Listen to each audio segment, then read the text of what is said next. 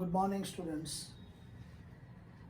આપણે અત્યાર સુધીમાં પ્રકરણ પહેલું પૂરું કર્યું, જે લાંબુ હતું, સમય ઘણો લીધો. પ્રકરણ 5 તો એક જ સેશનમાં પૂરું થઈ ગયું, એટલે કે એક મોટું લાંબુ પ્રકરણ, એક ટૂંકું. આજે આપણે નવું પ્રકરણ શરૂ કરીશું અને એ તમારી ચોપડીમાં ક્રમમાં ચેપ્ટર નંબર 15 છે અને એ છે સંભાવના. ઇંગ્લિશમાં એને પ્રોબેબિલિટી કહેવાય. તમે અત્યાર સુધીમાં ગણિતમાં અંકગણિત શીખ્યા, બીજગણિત શીખ્યા, ભૂમિતિ શીખ્યા. તમે આંકડાશાસ્ત્રમાં ડેટા માહિતી વિશે શીખ્યા.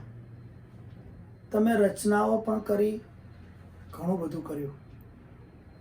પણ સંભાવના જેવું પ્રકરણ થોડાક અંશે એક ટોપિક તરીકે 7મા ધોરણમાં આવ્યું હતું, પણ બહુ જ મર્યાદિત સ્વરૂપે એમણે તમને એના વિશે માત્ર માહિતગાર કર્યા હતા, એમાં કોઈ ડિટેલ્સ નહોતી.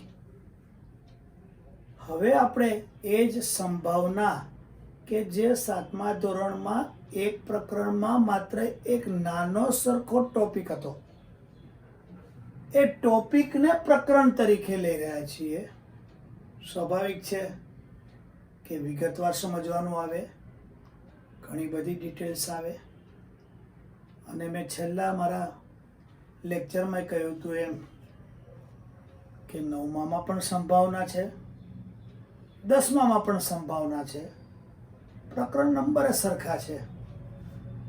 એટલે કે 9મામાં તમે જે કંઈ સંભાવના શીખશો એ આખી સંભાવના બેઠું 10મા ધોરણમાં છે. નથી થિયરીમાં ફેર, નથી સૂત્રમાં ફેર, નથી દાખલાઓમાં ફેર. માત્ર એક જ સૂત્ર 10મામાં જુદું પાડ્યું છે, પણ એનો આડકતરો ઉપયોગ તો આપણે 9મામાં કરવાના જ છીએ. એટલે કે 10મા ધોરણમાં પણ આ પ્રકરણની કોઈ નવીનતા નથી રહેતી. અને જો 9મા ધોરણમાં આપણે આ પ્રકરણને ન્યાય આપ્યો હોય તો 10મામાં આ 4 માર્ક આપણા રોકડા થઈ જાય.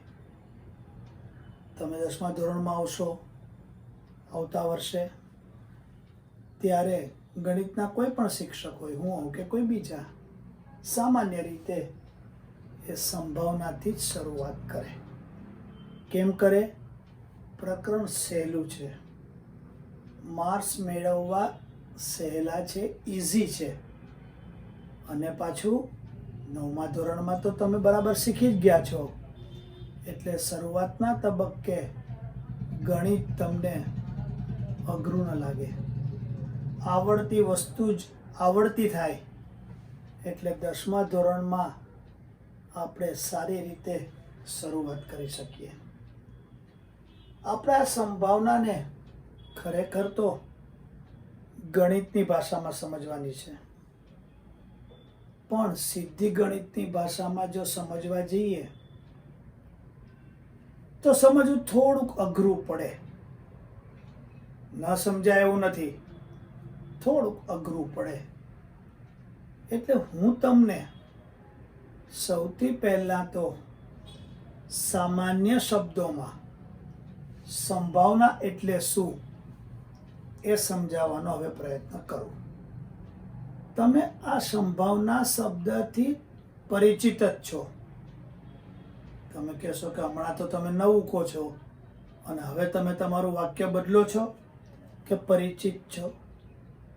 સંભાવના શબ્દથી ભલે પરિચિત ન હો, પણ એનો બીજો શબ્દ સમાનાર્થી શબ્દ આવે ને ગુજરાતીમાં, એનાથી તો પરિચિત જ છો. તો બહુ સામાન્ય શબ્દોમાં સંભાવના માટે કોઈ બીજો શબ્દ વાપરવો હોય તો એ શક્યતા, કે જેને ચાન્સ કહેવાય, એ શક્યતા કહેવાય. હવે આ શક્યતા એટલે શું?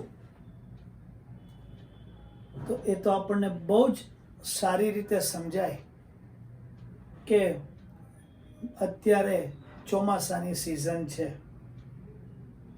આકાશમાં વાદળો ઘેરાયા છે.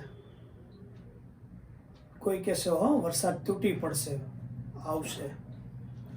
કોઈ કહેશે ના આવે, આવું તો કેટલી બધી વાર થયું. પવન આવશે, વરસાદને લઈ જશે અને વરસાદ નહીં આવે. તો વાદળ ઘેરાયા, એની સાથે વરસાદની બે શક્યતાઓ, સંભાવનાઓ આવી. વરસાદ પડશે, વરસાદ નહીં પડે, એને શક્યતા કહેવાય.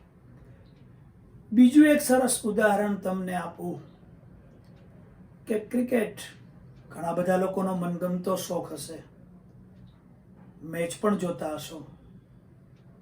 હમણાં તો બધું લોકડાઉન ને કોરોનાને કારણે બધું બંધ હતું, પણ હવે સપ્ટેમ્બરની 6થી UAEમાં IPL રમાવાનું છે. ખેલાડીઓ ત્યાં પહોંચવા પણ માંડ્યા, પ્રેક્ટિસ શરૂ કરી. કોઈ પણ મેચની શરૂઆતમાં બે ટીમના કેપ્ટનો અમ્પાયરની હાજરી હોય અને અમ્પાયર ટોસ ઉછાળે, સિક્કો ઉછાળે, અને કોઈ એક કેપ્ટન એ હેડ આવશે કે ટેલ આવશે, બરાબર કે નહીં? તો આના વિશે એ લોકો કે ભાઈ એચ એટલે કે હેડ, કોઈ કહેશે ટેલ, બરાબર કે નહીં? તો અહીંયા પણ હેડ આવશે ઉપર સિક્કાની કે ટેલ આવશે, એ નક્કી નથી, કંઈ પણ આવી શકે. આ બેમાંથી એક આવવાની શક્યતા રહે, સંભાવના રહે.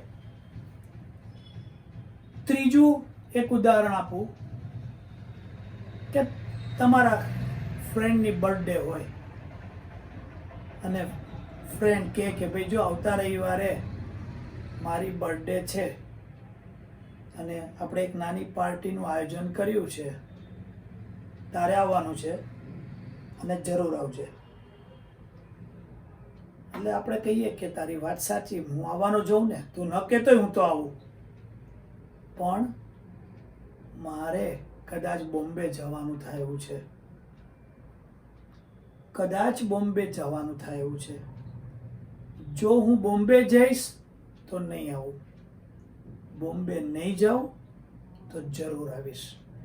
એટલે કે તમારા મિત્રની હાજરી હશે કે નહીં એ અત્યારથી કહી ન શકાય, પણ આ બે શક્યતાઓમાંથી એક આવી, સંભાવનામાંથી આવી. તો આમ સંભાવના એ કશું જ નથી, પણ કોઈ પણ બર્થડે પણ એક ઘટના થઈ. શું થઈ? ઘટના થઈ. તમારો સિક્કો ઉછાળ્યો, એ પણ ઘટના થઈ. વરસાદ આવશે કે નહીં આવે, એ પણ ઘટના થઈ. તો આવી ઘટનાઓ કે જેમાં એક કરતાં વધારે શક્યતાઓ રહેલી હોય, આ થશે કે પેલું થશે, પેલું થશે કે આ થશે, એ વખતે જ્યારે આવો વિચાર કરીએ તો એની સાથે શક્યતાનો અને ગણિતની દ્રષ્ટિએ સંભાવના સંકળાયેલી છે. મને આશા છે કે સામાન્ય શબ્દોમાં તમે સંભાવના અથવા તો શક્યતા એના વિશે સમજી ગયા છો. હવે ગણિતમાં કઈ બર્થડે કે એવું કઈ આવવાનું નથી, એટલે જે કઈ આપ્યું હોય એને ઘટના જરૂર કરી લઈશું આપણે, પણ પ્રયોગોની ઘટના એવો શબ્દ આપણે વાપરીશું. હવે આ સંભાવનાનો ખ્યાલ કઈ નવો નથી, જૂનો છે, સદીઓ જૂનો છે. અને મારા હાથમાં તમે પેજ જોશો એટલે તમને થોડોક તો ખ્યાલ આવી ગયો છે કે 5મા પ્રકરણની જેમ આ પ્રકરણ શરૂ થવાનું થશે એ પહેલાં સર નોટ આપણને મોકલશે અને આપણને લખવા આપશે. તમે સાચા જ છો. આ જ મારી પદ્ધતિ છે કે જ્યારે તમને 5મું પ્રકરણ પૂર્ણ થવાનું લેક્ચર પૂરું થશે એ દિવસે હું તમને સંભાવનાના 3 પેજની નોટ્સ મોકલીશ. એ વખતે પણ હું તમને લખીને મોકલીશ કે આ નોટ મોકલું છું, લખી લેજો. તમારે એ નોટ્સ પ્રકરણની શરૂઆતમાં 3 પેજ એક સાથે લખી જ નાખવાનું છે. સમજવાની જરૂર બધું નથી.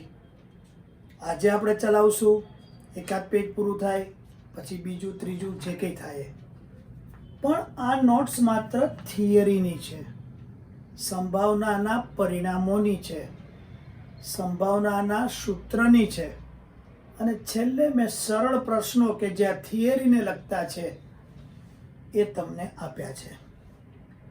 એટલે કે થિયરી પણ અહીંયા અગત્યની જ છે. એક જ સૂત્ર ઉપર આખું પ્રકરણ ગણી શકાય એવું છે. માટે હું એમ કહું છું કે આ પ્રકરણ બહુ જ સરળ છે. પણ સૌથી પહેલાં મેં કહ્યું એમ કે આ સંભાવના સદીઓ જૂની છે. સંભાવના વિશેનો ખ્યાલ સૌ પ્રથમવાર 17મી સદીમાં ગણિતશાસ્ત્રી પાસ્કલ અને ફાર્મા દ્વારા રજૂ કરવામાં આવ્યો. ગણિતશાસ્ત્રી કોણ હતા? પાસ્કલ અને ફાર્મા. વિચાર કરો 17મી સદીમાં. હવે એકવાર આ વિચાર રજૂ થાય એટલે વૈજ્ઞાનિકોના ગણિતશાસ્ત્રીઓ વિદ્યાર્થીઓ માટે માથાના ફરેલા, હાથમાં લીધેલું હોય છોડે નહીં, એના વિશે વિચાર્યા જ કરે, પ્રયોગો કર્યા જ કરે, આપણને પરિણામોને સૂત્રોને કંઈક આપ્યા જ કરે અને આપણે ભણવા પડે. પણ એ બધું આપણા માટે ખૂબ વ્યવહારમાં પણ અગત્યનું હોય છે. તો જેવું 17મી સદીમાં પાસ્કલ અને ફાર્માએ આના વિશેનો થોડોક ખ્યાલ રજૂ કર્યો અને બીજા ગણિતશાસ્ત્રીઓ આની ઉપર કામ કરવા માંડ્યા. અને એમાંનો પહેલો ગણિતશાસ્ત્રી આપણે કહી શકીએ કે આંકડાશાસ્ત્રી J.E. કેરી.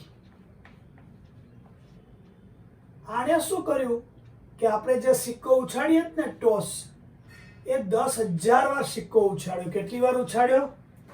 1 વાર, 2 વાર, 3 વાર. આ તો ગણિતશાસ્ત્રી, આપણે તો 10માં થાકી જઈએ. આણે તો 10,000 વાર સિક્કો ઉછાળ્યો.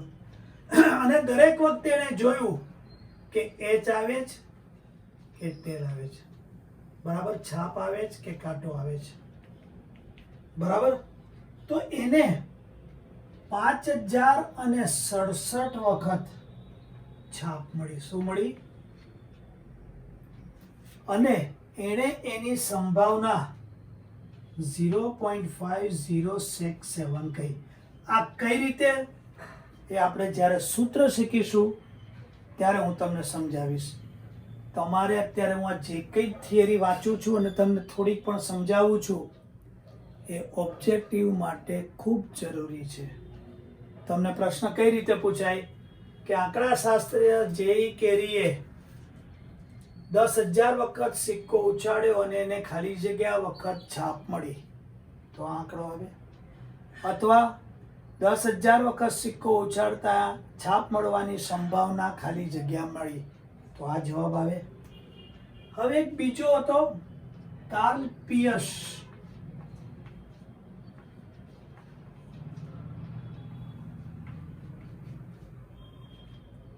આણે આ સિક્કો 24,000 વાર ઉછાળ્યો. આ તો થાક્યો જ નહીં, ગજબનો માણસ કહેવાય.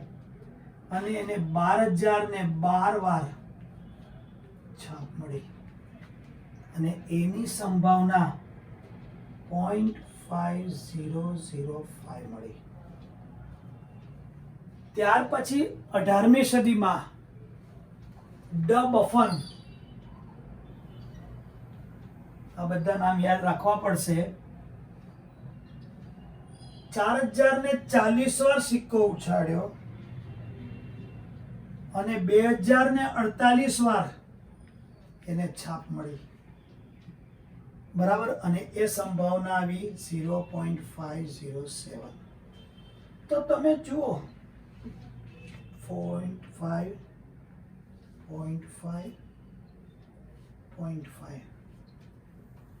બરાબર કે નહીં? તો તમને કદાચ આ જોયા પછી એમ લાગે કે આનો અર્થ એવો કે આપણો સંભાવનાનો દાખલો ગણીએ, જવાબ 0.5 માં આવવો જોઈએ. ના, આવું નથી. સંભાવનાનો જવાબ 0.5 આવે એ જરૂરી નથી. તો પછી આ બધાને 0.5 કેમ આવ્યા? તો હું જરા તમને સમજાવું કે માની લો કે હું સિક્કો 10 વાર ઉછાળું છું, કોઈ સિક્કો 20 વાર ઉછાળે છે, કોઈ 100 વાર ઉછાળે છે. તો તમે તમારા પ્રયોગોની સંખ્યા 10, 20, 100, 1000, 2000, 5000 વધારતા જશો તેમ તેમ તમારા સંભાવનાના જવાબનું મૂલ્ય 0.5 તરફ સરકતું જશે. એટલે કે 0.5 જે છે, ઓછા જો હશે પ્રયત્નો તો 0.5 થી ઓછામાં આવશો, વધારે કરશો તો 0.5 અથવા એની વધુ સંભાવના આવશે. પણ આ કોઈ ગણિતનો નિયમ નથી, આ એક થંબ રૂલ છે. જે કોઈ પ્રયોગો આંકડાશાસ્ત્રીઓ કે ગણિત શાસ્ત્રીઓ દ્વારા કરવામાં આવ્યા, એમણે એમના પ્રયોગોના જે તારણો આવ્યા એના પરથી આવું આપણી સમક્ષ માત્ર રજૂ કર્યું કે આવું થઈ શકે. તમે કહેશો સર એક્ઝેક્ટલી કેમ નહીં? તો બહુ જ ક્લિયર છે. વરસાદ અંધાર્યો છે, આવશે કે નહીં? શક્યતા કોણ નક્કી કરી શકે પહેલેથી જ? બરાબર કે નહીં? તમે સિક્કો ઉછાળો છો, હેડ જ આવશે એવું કોણ નક્કી કરી શકે? ગમે તે આવી શકે. માટે આ બધા એક આશરો છે કે આવું કંઈક હોઈ શકે. પણ એટલું નક્કી છે કે જેમ જેમ જેમ જેમ તમે પ્રયોગોની સંખ્યા વધારતા જાઓ તેમ તેમ તમે 0.5 ની નજીક પહોંચો. કેટલા નજીક પહોંચશો નથી ગણિત શાસ્ત્રી કહી શકતા, નથી હું કહી શકતો. હું તો કહી જ ન શકું કારણ કે હું કંઈ ગણિત શાસ્ત્રી નથી.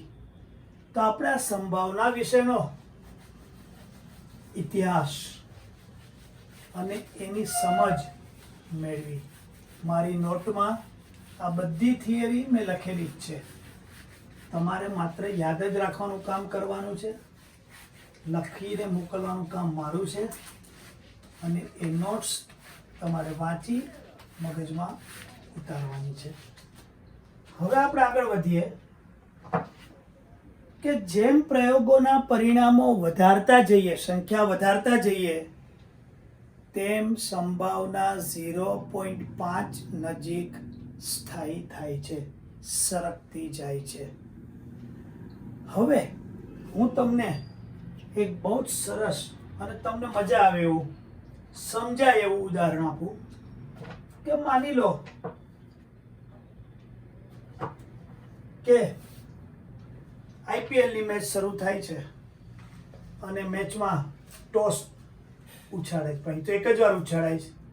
પણ માની લો કે આપણે સિક્કો, બરાબર ને, એને કોઈન પણ કહેવાય ઇંગ્લિશમાં, બરાબર, તમે ટોસ ઉછાળ્યો એમ પણ કહો છો. તો માની લો કે હું પહેલી વાર સિક્કો ઉછાળું છું, બરાબર છે? કાં તો હેડ આવશે કાં તો ટેલ આવશે, બરાબર? પહેલી વાર પ્રયત્ન કરીને ઉછાળ્યો, કોઈ વિદ્યાર્થીએ કીધું કે સર હેડ આવશે, એટલે મેં હેડમાં રાઈટ કર્યું. બીજી વાર ઉછાળ્યો અને મેં બીજા વિદ્યાર્થીને પૂછ્યું તો કે હા સર હેડ જ આવવાનો છે. ત્રીજી વાર ઉછાળ્યું તો વિદ્યાર્થી કોઈ કહેશે કે નહીં સર ટેલ આવશે મારા મતે. ચોથા વાર પૂછું તો કહેશે કે હેડ આવશે. પાંચમો વિદ્યાર્થી પાંચમી વાર ઉછાળું એટલે કહેશે ના સર આ આવશે. છઠ્ઠી વાર ઉછાળું તો કોઈ કહેશે આ આવશે. સાતમી વાર કોઈ કહેશે આ આવશે. આઠમી વાર કોઈ કહેશે ના સર ટેલ આવશે. નવમી વાર કોઈ કહેશે સર હેડ આવશે. 10મી વાર ટેલ આવશે. તો આ તમારો જે કંઈ સિક્કા ઉછાળવાના પ્રયત્નો હતા એ સિક્કો ઉછાળવાથી વધુમાં વધુ 2 પરિણામ મળતા હતા, કાં તો આ ને કાં તો આ, કાં તો આ ને કાં તો આ. તો તમે જુઓ કે તમે આ જે 10 પરિણામો છે એટલે કે કુલ પરિણામો, એટલે કે મેં કેટલી વાર પ્રયત્નો કર્યા? 10. તો મને હેડ કેટલી વાર મળ્યા? 1 વાર, 2 વાર, 3 વાર, 4 વાર, 5 વાર ને 6 વાર. 1, 2, 3 ને 4, બરાબર ને? એટલે કે જ્યારે મેં સિક્કો 10 વાર ઉછાળ્યો ત્યારે મને 6 વાર હેડ મળ્યા અને 4 વાર કાંટો ટેલ મળી, બરાબર? હવે આનો અર્થ એવો થયો કે H આવવાની સંભાવના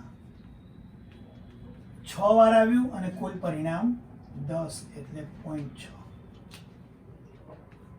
ટી આવવાની સંભાવના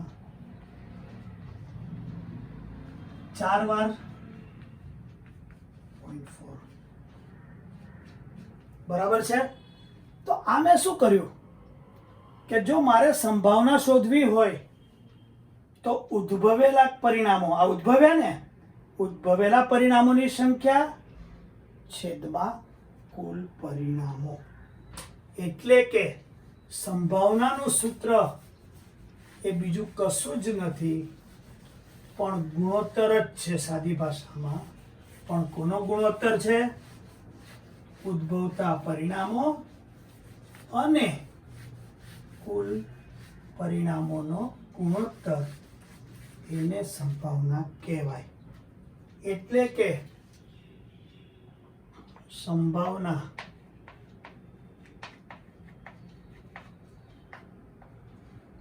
ઘટના માટે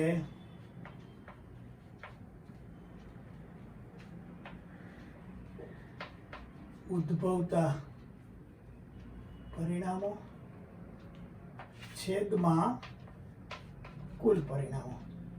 આ તમારું બેઝિક સંભાવનાનું સૂત્ર થયું. આ એક જ સૂત્ર ઉપર 9મું પણ પાર પાડવાનું છે અને 10માનું પ્રકરણ પણ આ સંભાવના પાર પાડવાનું છે. આ સૂત્ર એક અને માત્ર એક છે અને અગત્યનું છે. તો તમે જુઓ કે આપણે આ સૂત્ર કર્યું.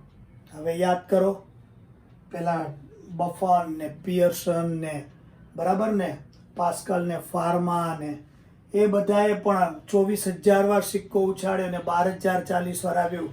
તો 12,040 છેદમાં તમે 24,000 કરશો તો એમણે જે સંભાવના કીધી એ આ સૂત્ર પરથી એમણે આપી, બરાબર છે? એટલે કે તમે જુઓ કે અહીંયા આપણી સંભાવના, આપણે જે પ્રયત્ન કર્યો એની જ વાત કરીએ છીએ. 0.6 અને 0.4 આવી, બરાબર કે નહીં? તો હું માત્ર આ બે આંકડા હમણાં લખી રાખું છું, ત્યાર પછી આપણે એનો ઉપયોગ શું થાય એ જોઈશું કે એકમાં 0.6 આવી, 0.4 આવી, 0.2 પણ આવે, 0.8 પણ આવે, બરાબર છે.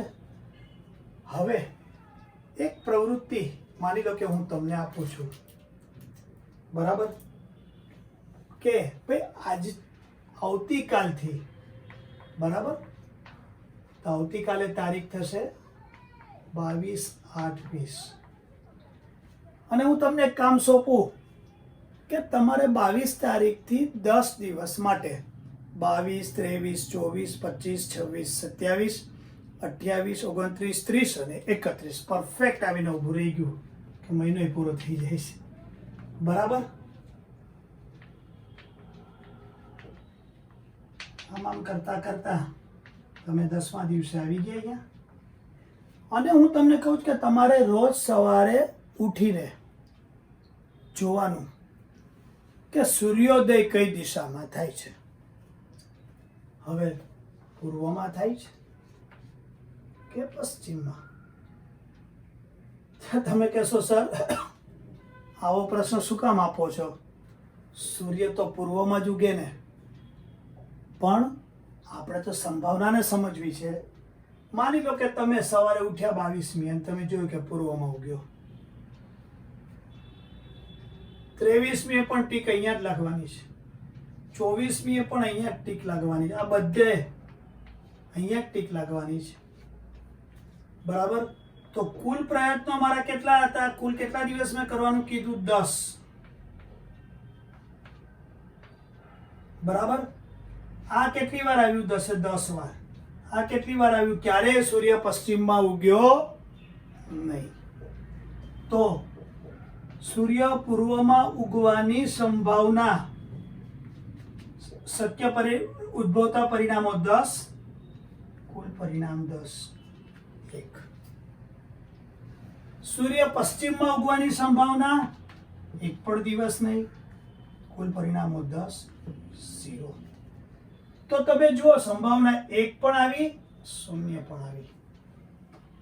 આના પરથી સંભાવના વિશેનો એક બહુ અગત્યનો ગુણધર્મ આપણને મળે છે કે કોઈ પણ ઘટનાની સંભાવના જ્યારે આપણે શોધીએ તે સંભાવના કાં તો 0 હોય કાં તો 0થી મોટી હોય અને વધુમાં વધુ 1 હોય, એટલે કે 1 કે 1થી નાની હોય. એટલે જ્યારે પણ તમે સંભાવનાનો દાખલો ગણો ત્યારે તમારો જવાબ પોઈન્ટમાં જ આવે, કોઈ સંજોગે ઋણ ના આવે અને જવાબ 1 કરતાં વધુ ન આવે. 1.01, 1.1, 1.2, 1.8, 2.5 આવો જવાબ શક્ય નથી.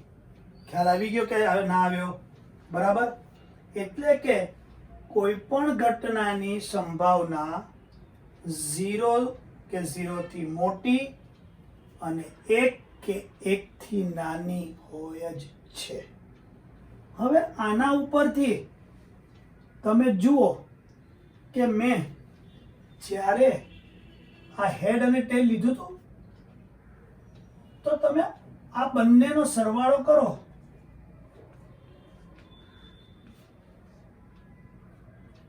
એક આવી ગયો. તો કોઈ પણ એક જ પ્રયોગમાં જેટલી શક્યતાઓ સંકળાયેલી હોય, અહીંયા હેડ અને ટેલ બે જ શક્યતાઓ છે, એની સંભાવનાનો સરવાળો હંમેશા એક જ થાય તો જ તમારો દાખલો છે એવું તમે કહી શકો. હવે એ જ વસ્તુને હું જરા ગણિતના સ્વરૂપમાં તમને કહું.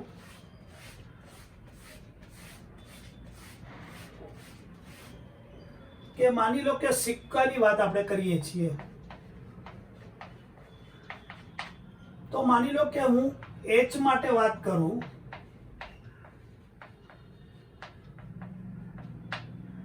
તો T માટે હું વાત નથી કરતો.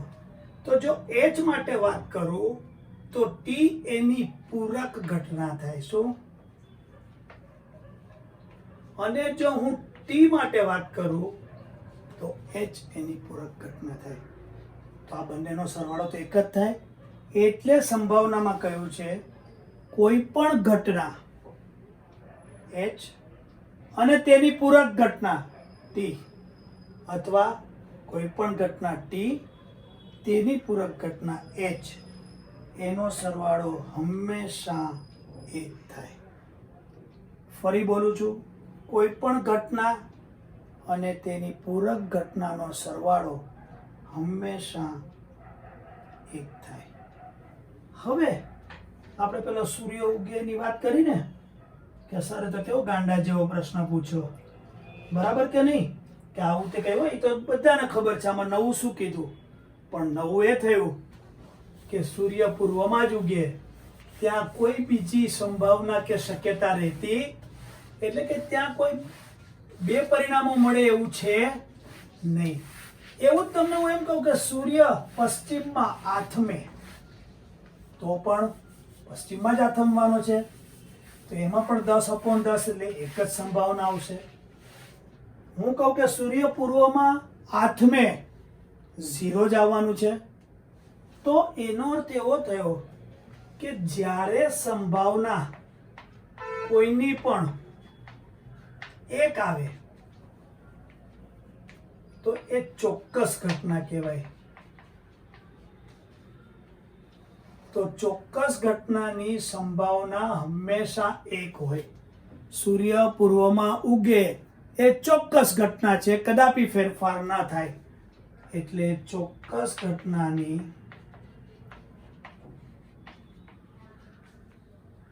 સંભાવના હંમેશા એક હોય છે.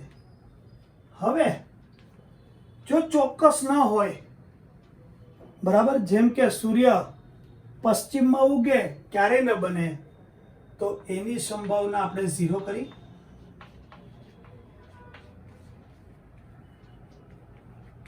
તો એ અચોક્કસ ઘટના કહેવાય.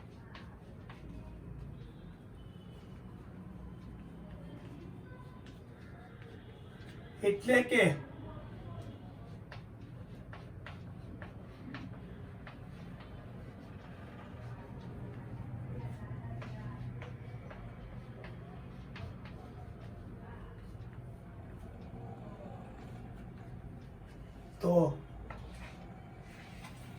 એક આ પરિણામ કે જેનો ગુણધર્મ છે, એક આ પરિણામ કે જે આ ગુણધર્મ છે, પછી બંને ઘટનાઓ, એક ઘટના અને બીજી પૂરક ઘટના, એનો સરવાળો એક જ થાય.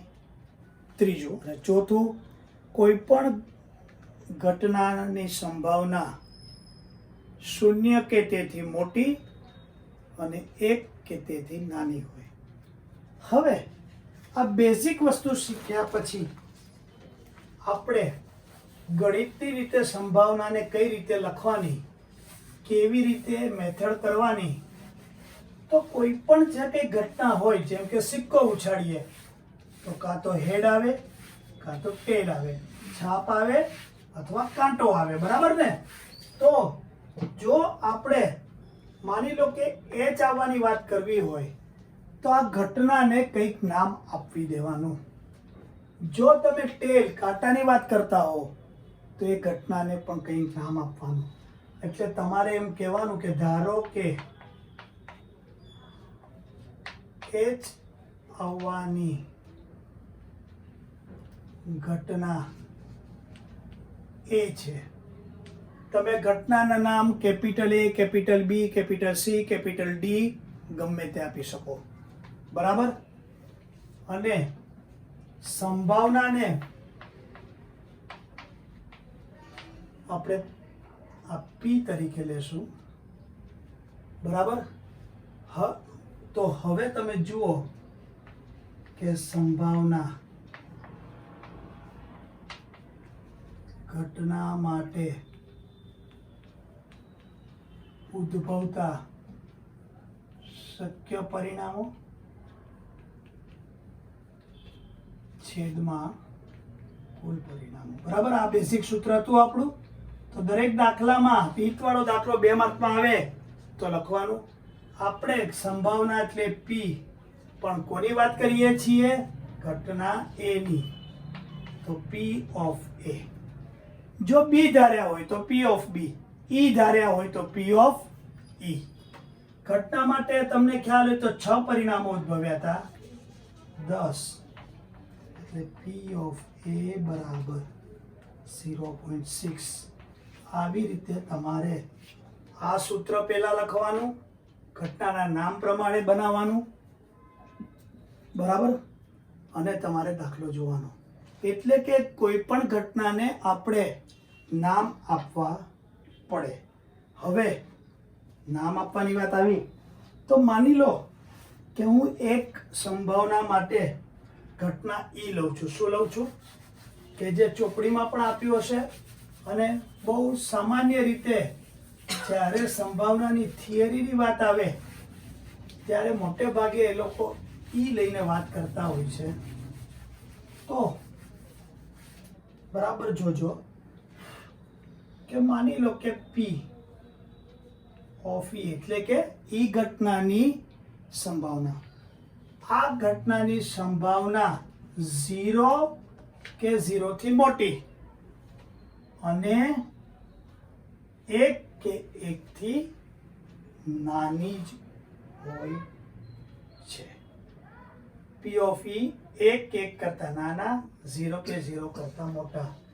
આ સંભાવનાની શક્યતા કે જે આપણે કીધી એનું બહુ જ અગત્યનું સૂત્ર ગણિતની દ્રષ્ટિએ છે, ગાણિતિક સ્વરૂપ છે. શું છે આ? હું મારી નોટમાં પણ મેં આપ્યું છે, તમારે આ અચૂક યાદ રાખવાનું છે. પણ એનો અર્થ એવો નથી કે પી ઓફ ઈ જ લખાય. તમે પી ઓફ એ લખો, પી ઓફ બી લખો, પી ઓફ ઝેડ લખો, ગમે તે લખો.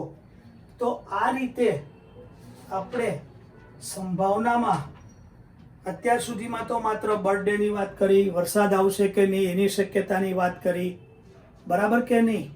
એટલે કે દરેકમાં વરસાદ પડશે કે નહીં પડે 2 શક્યતા. બર્થડેમાં જઈ શકીશ કે નહીં જઈ શકાય 2 શક્યતા.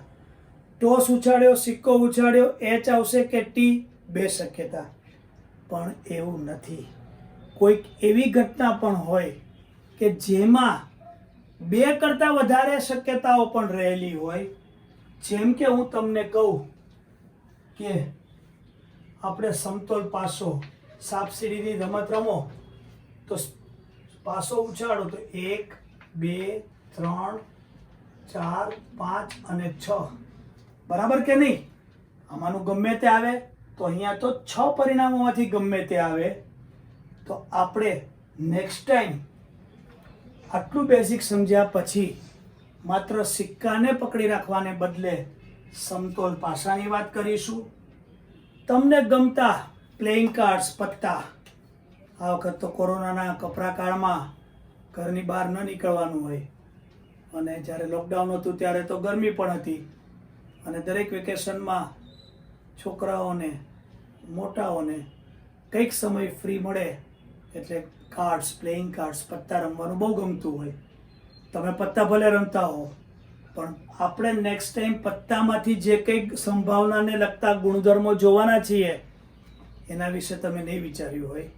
એટલે કે તમને રસ પડતો આ વિષય છે, ટોપિક છે, પ્રકરણ છે. ત્યાર પછી આપણે અઠવાડિયાના 7 વાર વિશે વાત કરીશું. એમાંથી કંઈક સંભાવના, કંઈક શું મળે એના ગુણધર્મો, એની વાત કરીશું અને આ પ્રકરણને આગળ લઈ જઈશું. અત્યાર સુધી તમે દરેક ધોરણમાં એવું પદ્ધતિ અપનાવી હશે કે પ્રકરણની સમજ આપવામાં આવે, દાખલા આપવામાં આવે અને છેલ્લે ખાલી જગ્યાને, ઓબ્જેક્ટિવને, વિકલ્પો કરાવવામાં આવે. અહીંયા હું પદ્ધતિ આ પ્રકરણ પૂરતી બદલવાનો છું. આપણે બધા ગુણધર્મો થિયરી શીખ્યા પછી હું મોટા દાખલા પહેલાં કરાવવાનો નથી. મોટા એટલે મોટા છે પણ નહીં બહુ. હું ઓબ્જેક્ટિવથી સ્ટાર્ટ કરીશ, એટલે તમને આ જે કંઈ થિયરી છે એનો નાનો નાનો ઉપયોગ આવડી જાય, જેથી દાખલો ગણવાનો આવે ત્યારે તમને ખૂબ સરળ પડશે. તો આજે અહીંયા આપણે અટકીએ. બરાબર. Thank you very much.